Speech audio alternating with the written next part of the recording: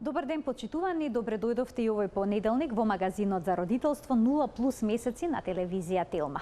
Расте бројот на деца со полни 2 години што воопшто не зборуваат или пак изговараат само неколку лошо артикулирани зборови. Како да се препознае доцнењето на говорот кај детето во најраната возраст? Имат ли некаква улога родителите во јазично-говорниот развој на нивното бебе? Точно ли е дека бебињата што се стимулирани од околината, односно на кој што им се зборува, уште кога биле новороденчиња, побрзо прозборуваат? За сето ова денеска од разговорот со доцент доктор Ана Поповска, логопед од Заводот за рехабилитација на слух, говор и глас. Започуваме веднаш.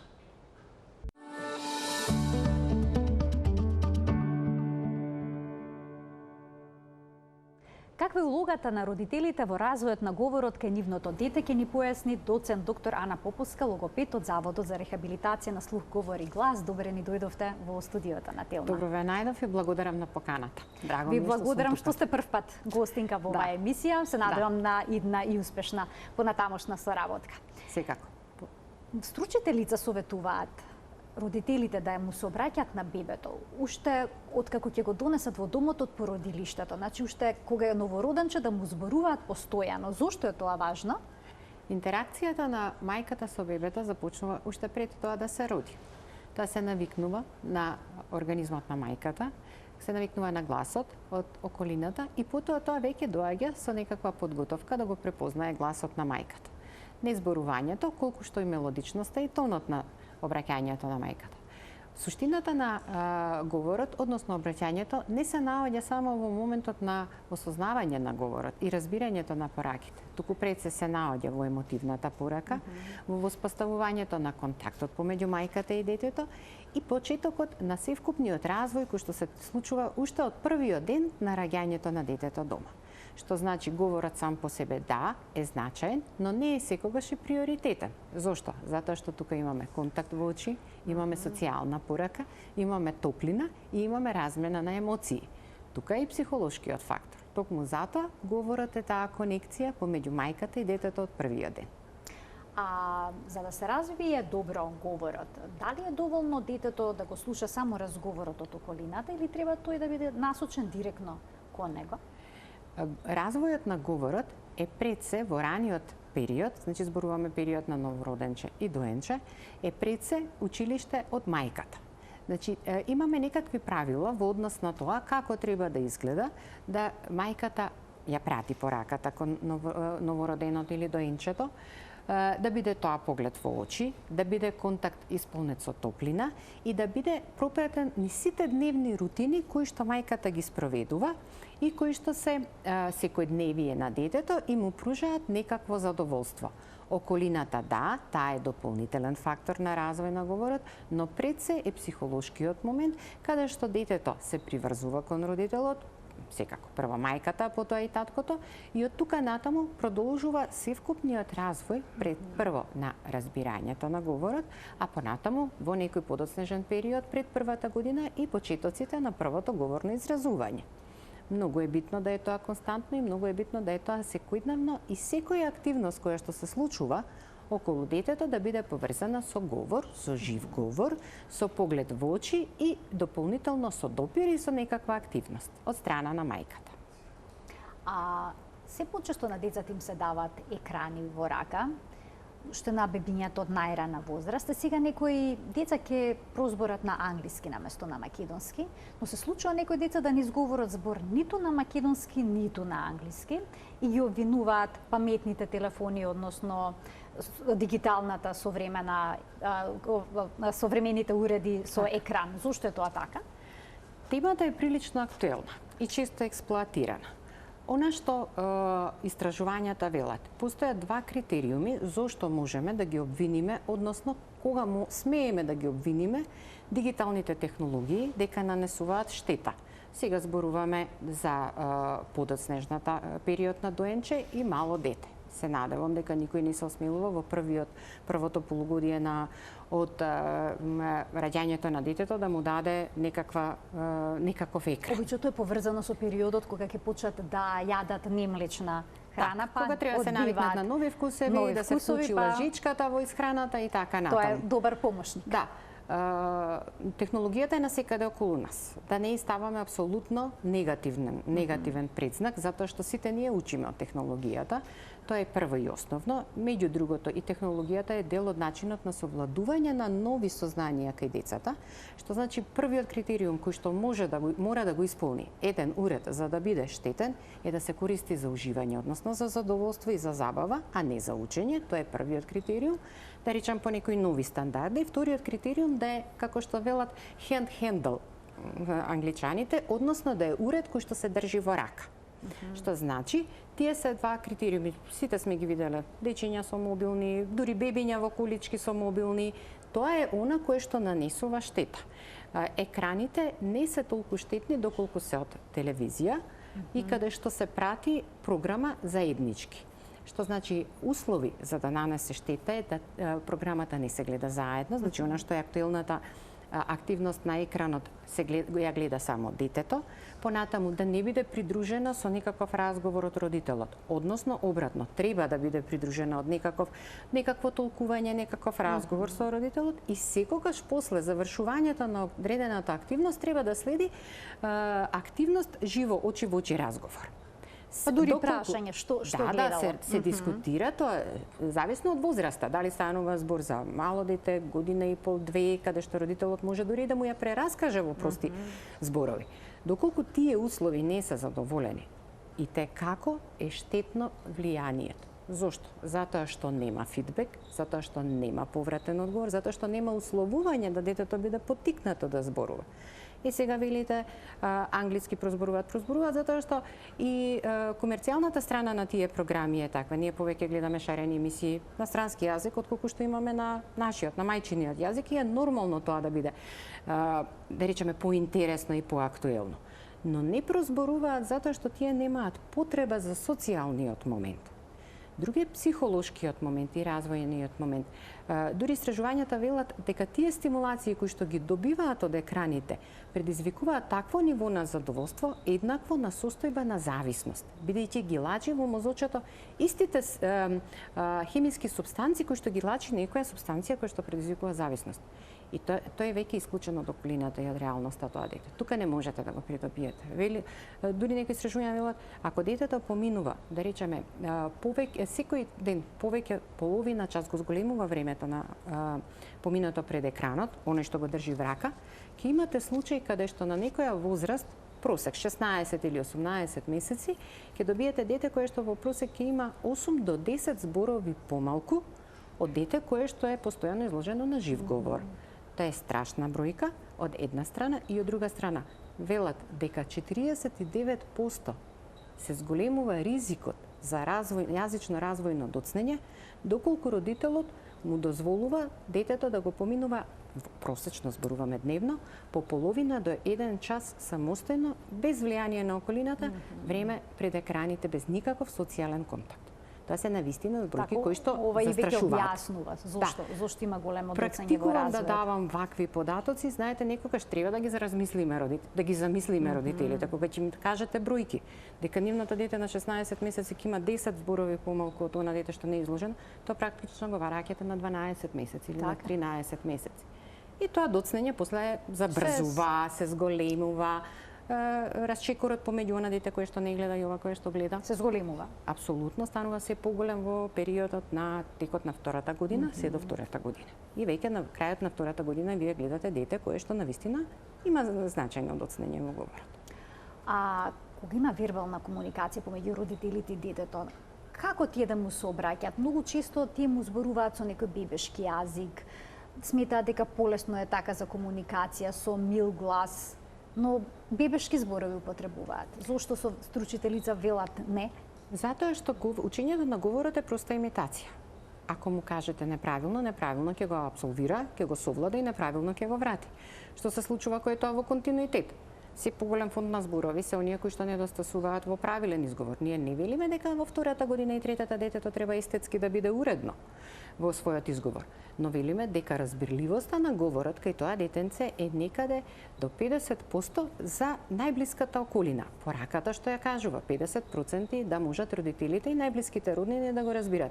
Ако вие од почеток го учите на еден естетски неуреден говор и плюс додадете она што е физиолошки развој на гласовите, нормално сите не се наеднаш не почнуваат да се изговараат точно, вие добивате еден неразбирлив говор кај детето и тоа директно влијае на психолошкиот аспект, односно на однесувањето на детето во околината. Кога е разбрано е посречено и со поголема самодоверба, кога не е разбрано е апсолутно ограничено на активности во најблиската средина. А она што ќе недостасува е социјалната врска со врсниците, другите дечиња на негова возраст. А влијат ли некои други работи на развојот на говорот? Например, дали бебето цицало или не, дали имало отсуцла во устата или не, се хранело ли со пасирана храна или пак со парченца храна? Ки има тоа некакво значено влијание во јазично, во говорниот развој? Начинот на исхрана со говорно-јазичниот развој имаат еден медијатор, да кажем, односно една врска во негативен смисол, а тоа е модерното живење. Покрај оваа социјална компонента, многу е битно да правилниот говорно-јазичен развој се темели на правилна исхрана. Не само по квалитет на храната, туку и по начинот на консумирање на храната. Многу од родителите не знаат дека некаде околу 7-миот месец е очекувано во храната да се провлекуваат ретки парчиња, да речеме, на некоја мека, но зрнеста храна која што се топи во устата. Тоа е ретко, не треба да биде густо, не треба да го има многу, но тоа е првиот момент на кој што мозочето се навикнува, ова не е каша, ова не е само, знаете, на лапни голтни. Туку полека го навикнуваме мозочето, овдека нешто треба јас сега да активирам во устата. Тој процес полека се забрзува. Некаде до 12-тиот месец е сосема оправдано. Знаете, и готовите каши кои што ги купуваат веќе имаат зрнести, Којнаква имаат конзистенција. И тоа веќе ги навикнува на актот на джвакање, префрлање на храната лево-десно, значи тој мора да ја подготви за да може да ја голтне. Некаде до третата година процесот на развој на овие механизми во устата, ние ги велиме оромоторни механизми, јазикот, устните, забите, иде развојот заеднички. Тоа значи дека ние детето мораме да го научиме да јаде храна соодветна на неговата возраст и по конзистенција, ако сакаме да имаме добро подготвени органи за говор. Ако ние веќе се уште го храниме со кашеста храна на 18 месеци, исклучиво кашеста, 18-24 месеци, тој мозок не е подготвен за ништо. Знаете како за него ќе биде непознаница кога ќе му ставите храна идентична на возрастните, нормално исецкана. А каде се тука механизмите за подготовка на мускулите, на образите, на јазикот? Јас сум подготвен да ги кажам сите гласови што се очекувани за возраста во еден разбирлив стил. Значи ние сами како родители, онаа презаштитничка улога давајќи на детето да јаде добра храна, квалитетна, му сервираме, условно речено, здрав живот, но го презаштитуваме и го правиме неспремно за периодот на интензивен гласовен и говорен развој, што е директна последица. Што им советувате на родителите, какви активности во првата година од животот, па и во втората, за да го потикнат развојот на говорот? Сликовниците се добри? Имаме навистина многу едуцирани родители, но најчесто е тоа теорискиот аспект. Како што читаат и знаат за секоја состојба која се однесува на нивното физичко здравје, која што се однесува на заштита од настинки, така знаат многу добро и за овој дел. Но тоа е теоријата. Повторно е заедничкиот именител модерното живење, односно времето поминато заедно. Од друга страна, сигурно сте сретнале како велат, не доаѓа родителството, односно детето не доаѓа со упатство за употреба. Секој родител има свој стил во пристапот на учење, односно стимулирање на развојот на детето.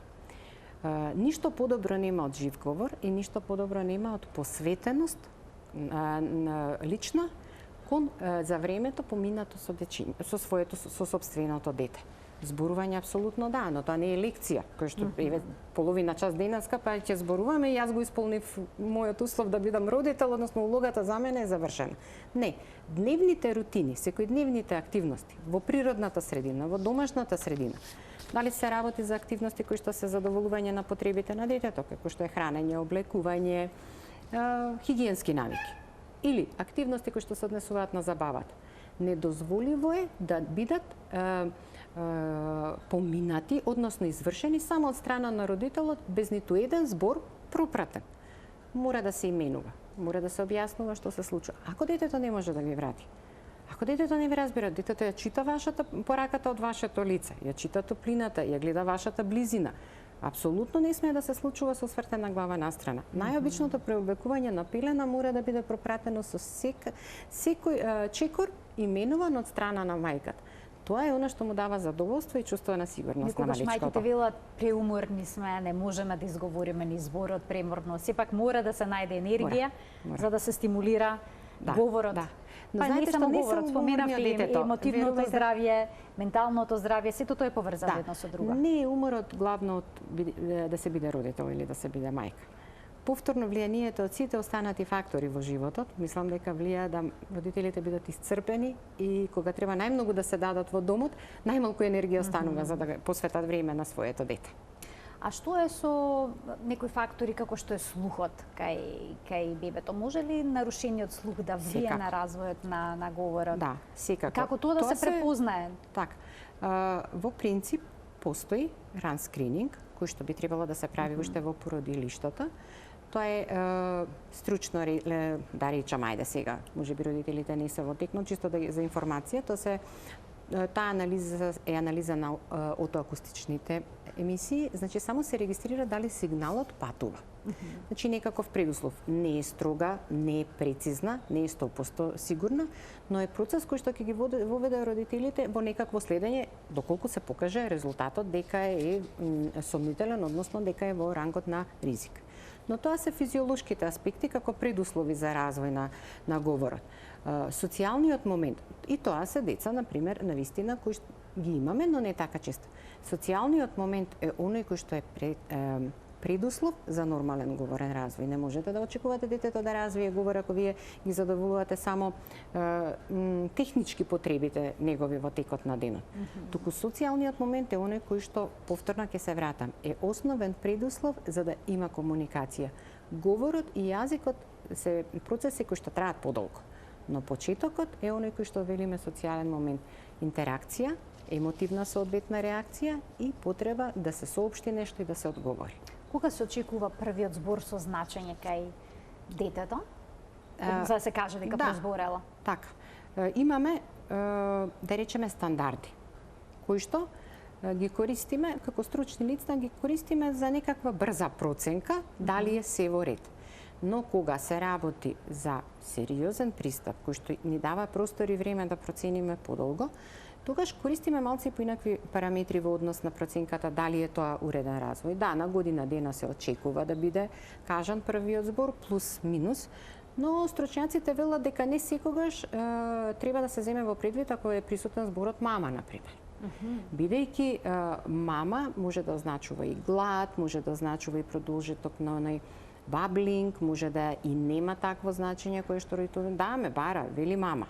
Не, апсолутно, мама значи дека и сум гладен, и ми е тажно, и сам сум и така натаму, што значи тоа е збор кој што е на првиот збор кој што не вклучува повикување на лице. За мама се мисли затоа што мајките се секогаш најблиску до нив, што значи тоа не се вбројува, секогаш очекуваме некој друг збор. Естетски не е уреден, не е разбирлив, но родителите знаат што му значи на детенцето. Да ги поканиме гледачите да се вклучат во денешната емисија на телефонскиот број 023076 почитувани од овој момент. Емисијата ќе биде контактна и ќе можете да се вклучите со ваши прашања, дилеми на темата на која што говориме, а се однесува пред се на улогата на родителите во развојот на говорот кај нивното дете. До втората година мора ли детето веќе да зборува? Секако дека мора. Но се случува деца да не изговорат ниту еден збор? До тогаш? Тоа се случува. Тука има едно но. Првиот ризик со кој што се соочуваме е чисто родителите знаат да кажат па имаме ние во семејство други роднини кои што подоцна прозборале. Тоа апсолутно не треба да биде оправдување да се чека време за кое што детето би требало да прозбори. Некаде до 18-тиот месец малите дечиња се предмет на постојана обсервација и контрола од матичните педијатри. Тие се сосема доволно едуцирани и запознаени да препознаат доколку нешто се случува да детето доцни. Тука има и фактори на ризик кои што може да претпостава дека ова дете има ризик да задоцни. Значи проблеми со раѓањето и така натаму, во тие не би навлегувала сега, но и како се битни за да се следи. Некаде на година и пол веќе треба да почне да врзуваат два збора. Прво се тоа, да речеме, две именки од типот мама вода, што значи добро знаеме дека бара вода, не вака естетски уредни, но на 2 години веќе треба да има реченица од два збора. Тоа не е мал параметар, значи и како битен во комуникацијата за задоволување на потребите. Родителите се умешни во еден пристап, а тоа е моето не е како другите деца. И тоа е и како добар знак кога ќе речат па ги гледам во градинка, ги носиме, другите можат ова, моето не може, и веќе се подигнува нивото на свесност дали тука има проблем. После 18-тиот месец стручно лице за проценка е логопедот по препорака на педијатарот.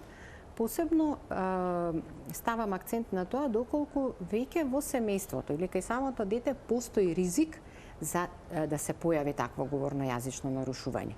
Не велам дека нема дечиња кои што доцно прозборуваат. Во литературата се тие така наречени на англиски late bloomers, односно доцни процветувачи. Но и за тоа треба да се обезбеди можност со стручно лице да го следи. Кои се тие доцни прозборувачи? Тоа се дечиња што разбираат се, ги гледат еден видар поглед, една разиграност, едно активно учество во групата со другите дечиња.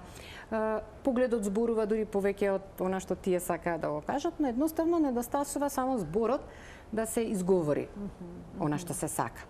Но сепак треба да биде предострожно и со пристапот и во пристапот на таква проценка, бидејќи се случува да позади тоа некогаш и родителите пропуштат нешто да не приметат дека недостасува. А можат ли родителите самите да проценат дали детето го разбира туѓиот говор? Ова сега го споменавте, да следи игра, разговор, но понекогаш се убедени дека детето разбира се, а тоа не е така. Точно, бидејќи се пропуштаат најбитните моменти во развојот на детето. Доколку посветите доволно време како родител и доколку имате можност и прилика да споредите со некој друго дете во блиската околина, приближна возраст, тогаш е многу едноставно да видите докаде е вашето дете, односно што може и што не може. Не велам дека не постојат разлики, и какви разлики? Постојат разлики во индивидуалниот развој и децата секој дете е приказна за себе во развојот, дури и кога не се сомневаме за проблем. Но апсолутно можат да препознаат, имаат на располагање толку интернет ресурси кои што ќе им кажат барем за основниот пат на развој на говорот и на јазикот, доволно е да се посомневаат и потоа да превземат активност. Сето останато останува на стручните лица. Доколку детето доци со развојот во говорот, дали е доволно да се работи само со стручно лице или и родителите треба да имаат активна улога во целиот тој процес? Добро прашање, интересно прашање и прашање предизвик. Често ќе почнам од овој аспект каде што се соочуваме секојдневно со ризикот да детето во позадина на доцнењето има и проблем, реален проблем, каде што сите ние сме навикнати да некому го препуштиме проблемот и да добиеме решение на тацна. Кај децата во рана детска возраст не е тоа случај. Тоа е нешто кое што е прилично актуелна тема во денешно време и како ја подига улогата, нивото на улогата на родителите во севкупниот развој. Затоа што тоа не се деца кои што се на возраст каде што може академски да им се пристапи во учењето и во водењето во процесот на развој на говорот и јазикот, туку пред се деца кои што најдобро функционираат во природната средина. Многу повеќе ќе ја послуша мама, многу повеќе ќе исполни барање на тато, отколку на непозната личност. Прилично актуелна тема е темата на рана интервенција. Ова што не го поставивте прашање е прашање на кој што го решава раната интервенција, иако многу од стручните лица сметаат дека раната интервенција е акт на што порано вклучување во стручен третман, апсолутно не. Раната интервенција е активно вклучување на родителите во процесот на раст и развој на децата. Посебно децата во ризик, посебно децата за подсомнение на некакво нарушување и дечињата кои што и веќе имаат поставена некаква дијагноза за состојба на некакво нарушување. Родителите се првите и основните, затоа што се 24 часа со детенцето и затоа што 24 часа се на услуга, на сервис на детето, а тие активности можат да бидат и текако добар модел да се научи нешто, да се совлада нешто, да се извежба нешто, да вештина некоја нова да се совлада, бидејќи тие услови не можете да ги добиете во стручна установа, да речеме. Вие ќе ги добиете, но тие услови се исклучиво за природната средина каде што расте и се развива детето и во најтесниот круг на семејството каде што имате емоции, каде што имате љубов, каде што имате меѓусебна доверба. Добиват ли родителите насоки што треба да прават во домашни услови, колку често се тие расположени да посветат дел од своето време во овој процес? Или пак сметат дека доволно ако детето го однесат на логопед и дефектолог, па едноставно се повлекуваат? Прв предуслов е подготвеноста на родителите. Оние кои што сакаат да направат нешто, дури и кога немаат се уште директен контакт со стручните лица, тие се буквално истражувачи. Нема нешто кое што би им поминало, зборувам, за родителите кои што се подготвени да му пружат поддршка. Тоа е една група на родители кои што во целина од искуство, зборувам стручно, е навистина мала и ретка. Остатокот од семејствата очекуваат дека таа поддршка треба да биде исклучиво задолжение на стручните лица. И ако смеам да споделам едно искуство, еден, да речеме, увид направен, истражување, колку се родителите подготвени да бидат дел од тој процес на стимулација на говорено-јазичниот развој, посебно кај дечиња кои што се веќе утврдени како деца во ризик. Во едно истражување од 54 вкупно вклучени родители, на кои што им е предочено дека раниот говорно-јазичен развој и како влијае од поддршката на семејството и следење на упатствата за работа во домашна средина, од една страна, дури само 17 родители изразија подготвеност, не зборувам за странско истражување, зборувам за наша, за овдешни услови. Само 17% од родителите, 17 родители, семејства изразија подготвеност да бидат вклучени декларативно. Зошто велам декларативно? Затоа што после изразената подготвеност, тука доаѓаат задачи, размена на информации, меѓусебна проверка на сработеното и така натаму. Мислам дека 9 или 10 семејства, односно родители, мајка и татко, вистински остварија фидбек од пружената поддршка од стручното лице. Кога ќе тргнете од 54 семејства, а добивате само 9 или 10, тоа е премал процент. Условно речено, тоа е премал процент. Од тука зависи и напредокот на детето. Прво и основно е природната средина и учењето, но не се работи за вообичаени инструкции само и советување, туку се работи за активно вклучување на родителот во процесот. Што то подразбери на кратко? Што се Знаете тие треба да направат? Имате родители кои што хранењето го прават како рутина во која што хранењето е секојдневие, така, во домашната средина. Погледнете ги родителите од страна. Тоа е буквално или родителот гледа во телефонот или разговара со некој друг и технички смета дека таа чинија од храна треба само да ја внесе затоа што е хранлива за детето, а пред детето стои телефон да речеме, мобилен телефон. Тука нема контакт.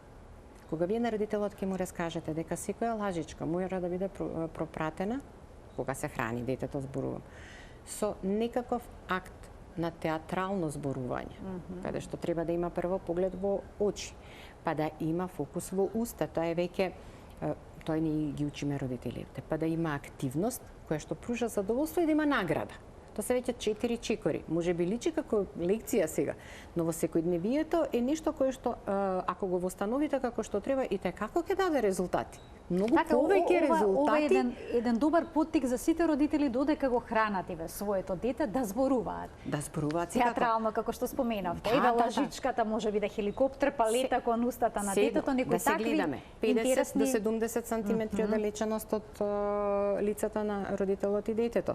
Родителот да биде во висина на детето. Информациите не стигаат ако родителот е на некој повисоко ниво од детето. Значи не да го гледате под агол детето.